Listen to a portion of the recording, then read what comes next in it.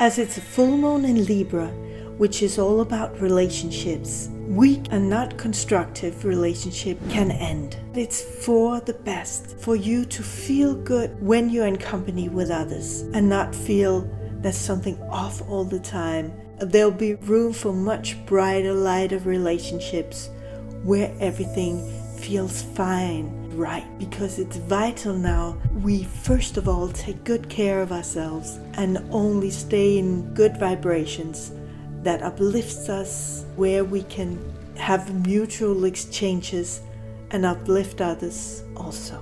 Become a shining magnet. So the kind of relationships where one person takes way too much space and do not really listen to you, are not really interested, are only talking to themselves, really, let it go. Because you are now capable of seeing and finding way brighter relationships, people that will honor you and respect you, appreciate you for who you are, that sees you and listens to you. If people are too much, they can in the beginning be so kind and so nice and so beautiful, but very soon, because the energies of the planets are so massive now, they can't hold it. If their agenda is not heart-based, you will soon see the cracks in the surface and start seeing what they're really about. So you can say, no thank you. I have really learned it's better to be alone till you find the right people than be in bad company where you're dealing with energy vampires that sucks you out of your energy and you come home totally depleted, drained. The body is so wise and is showing you exactly where it's good to be or not.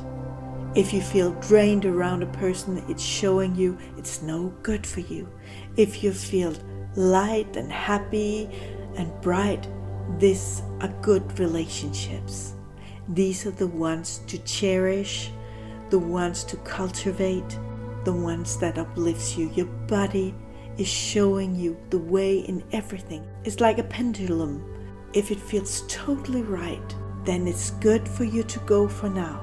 But if you start feeling there's something off with that person, you can't always see it in the beginning. Like I have jet lag because I had PTSD before.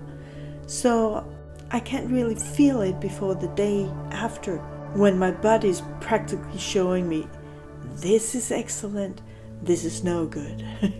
So that is the way that you can really figure out what is good for you, what is good for your soul, where is the right way to go. So listen in. If there isn't a strong off feeling, it's okay. But if there's something a little bit off, you can keep the relationship, but keep it at a distance. Do not share all your wildest dreams and your deepest wounds before you know that you can trust that person, that person has the best for you in their heart to not only themselves. So this lunar eclipse is about detaching what no longer serves you and let it go. All full moons is about letting go what doesn't serve us. As it's a lunar eclipse, it's even more powerful, more imminent. We can't resist it. So it's important that we just go with the flow and let it happen if it's supposed to happen. Of course, it feels a bit achy to having to let go of people and having to say no thank you. But remember the most important is that you now take good care of you. Because otherwise you can't have energy enough to take good care of others and take good care of your life. So it's about seeing the difference between what works for you and what doesn't work for you. Feel what feels right or not.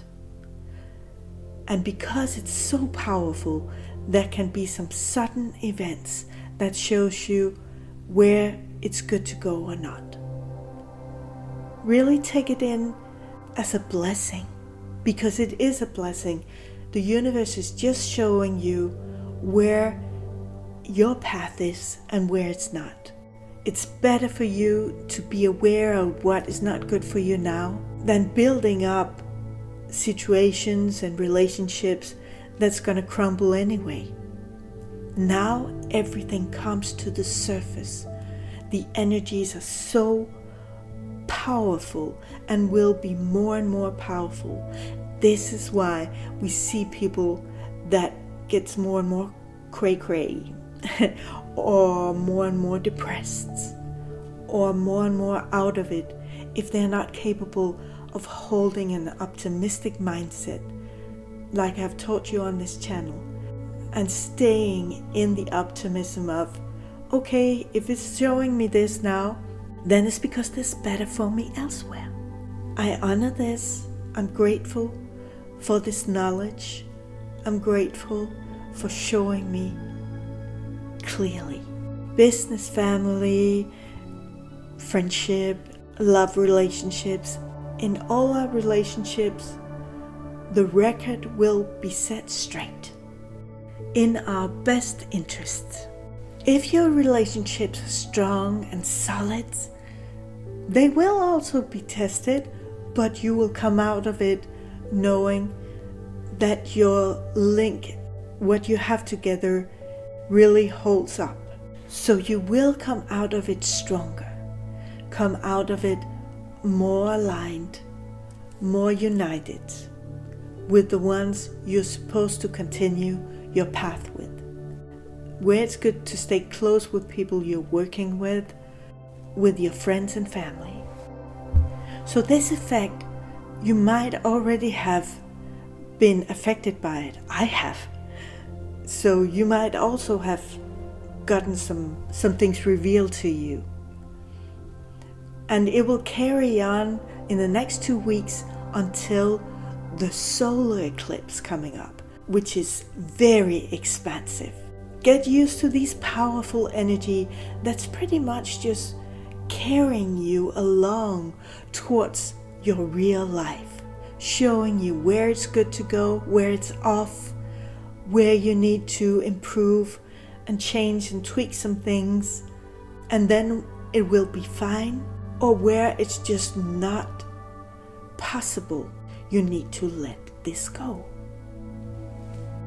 And because we're moving into a Mercury retrograde, which makes our mind blurry from the 1st till the 25th, it is good not to decide on anything life-changing until Mercury have come out after the 25th of April. So this is a zone where you shed what doesn't work, just tweak and move on with what does, so you can better it. Because things are hidden and you don't have all the information before after the Mercury retrograde has ended, it's better just to lay low, do what feels right, let go of what doesn't, go with the flow. Because Mercury is all about decision, and when it's retrograde, our mind is blurry and very unclear of what is right to do or not. So keep this in mind. We can feel impatient and restless at times. It's better to stay calm, take some time to reflect before answering anybody in order not to move on rash decisions. The most powerful thing you could do at this time is to learn how to listen in to your intuition that is connected with the Akashic records, so you will get the best answers of what to do or not. We have our empowerment team. It's just not in the physical space, because the mind only know what it has been taught or not, where our spirit team knows what is good for us or not, so we don't make so many U-turns and off decisions. We can much better go with the flow and go in the right direction more often than not when we are listening in to our intuition. I have a free gift, a guide. in my description, where we'll show you exactly why and how you can get in contact with your very own spirit guide intuition, which knows everything you have been, where you are now, and where you're going. Where is your soul's path? So check it out in my description, because it's so valuable to have this contact. It would really help me if you like and subscribe and hit that bell so it rings and you will get all the updates. Hereby I also can help uplift others. I'll be very grateful for your help. And thank you for being here. On this I wish you a powerhouse, expansive into this beautiful new era time. Until the next eclipse, ride on the energy I've showed you. I'll see you at the solar eclipse for the next updates. And may you sway through the obstacles.